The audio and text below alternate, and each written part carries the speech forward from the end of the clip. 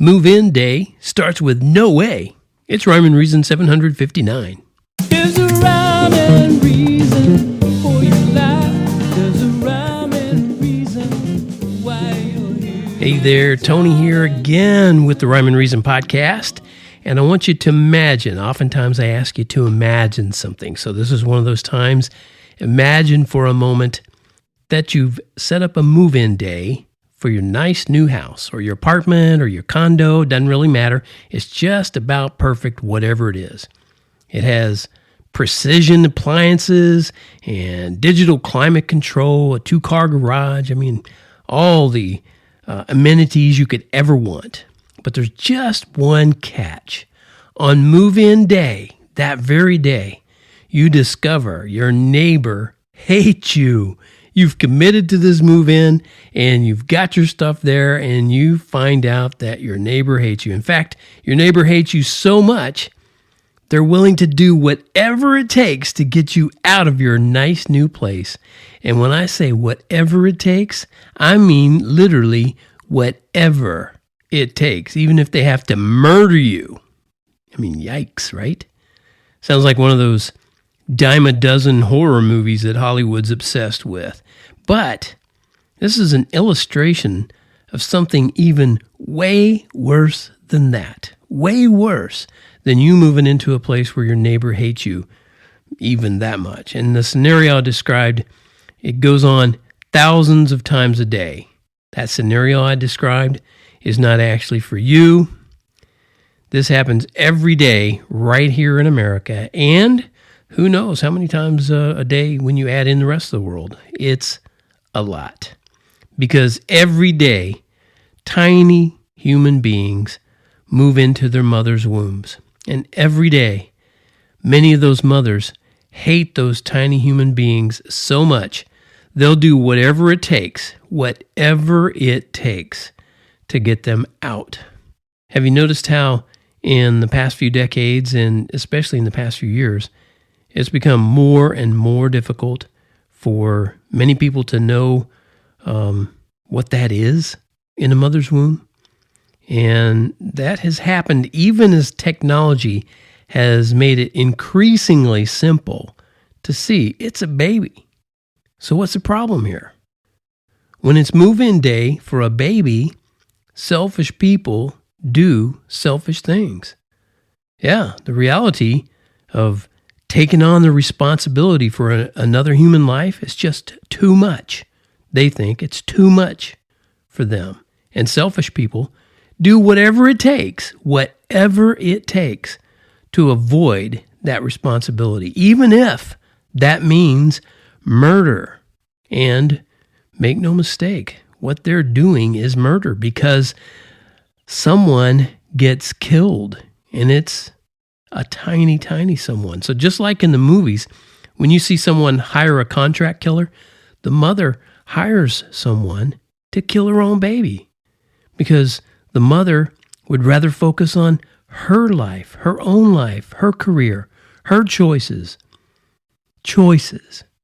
And that means the tiny human being inside her womb has no choices, no hope. But remember, it's not really taking the life of another human being. It's just a choice. A choice. Because no one can tell the mother what she can or can't do with her body, right? Of course, it's not her body that ends up in the trash, and it's not her body that gets cut up and sold for parts. Yeah, so when you say something like it's a woman's right to choose, be sure you understand what she's choosing, because it's not a choice to terminate a pregnancy, put air quotes around that. That's the clinical way to describe an abortion. But abortion means the end of a human life. The baby is over. The baby dies. It's the end of that baby's life. It's not the mom. She didn't choose to kill or not kill herself. It wasn't her. It was another body inside her. The moment a human sperm fertilizes a human egg, there is a new human life. And it comes directly from the source of life. And yes, it is intimately connected to God that human life is. But the vast majority of people on the planet, they don't care. They hate God. And they hate anything or anyone connected to him. And I guarantee any one of them who stumbles upon my podcast and hears this, they're going to hate me. And they never met me, but they're still going to hate me. Abortion, also known as killing a baby, is like the ultimate rebellion against God. That's what they want to do. So, support human rights. Yes. And that means human life from the moment of conception. Why can't you do that?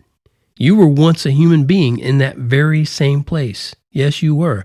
If you have ears to hear me, you are a human being now, and when you were in your mother's womb, you were one there too, in that very same place, your mother's womb. But thankfully, your parents let you enjoy your move-in day, and that life choice allowed you your choices. That's what you call a win-win, period.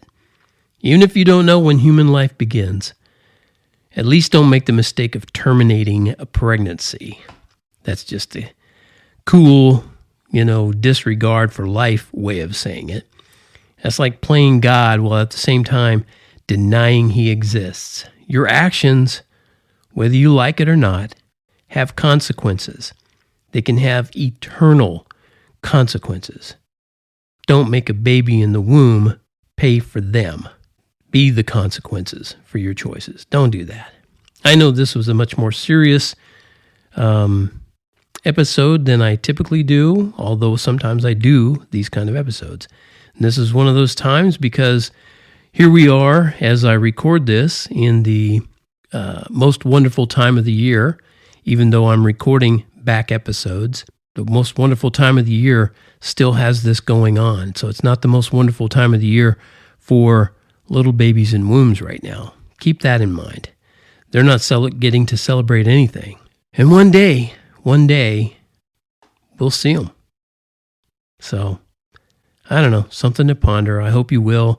And if you know somebody who might need to hear this, maybe pass it on. Thank you so much for tuning in. This is Tony from TonyFunderburk.com, the sponsor of the Rhyme and Reason podcast, where we always finish up by saying, what? Yeah, that's right. Life has rhyme and reason because God made you.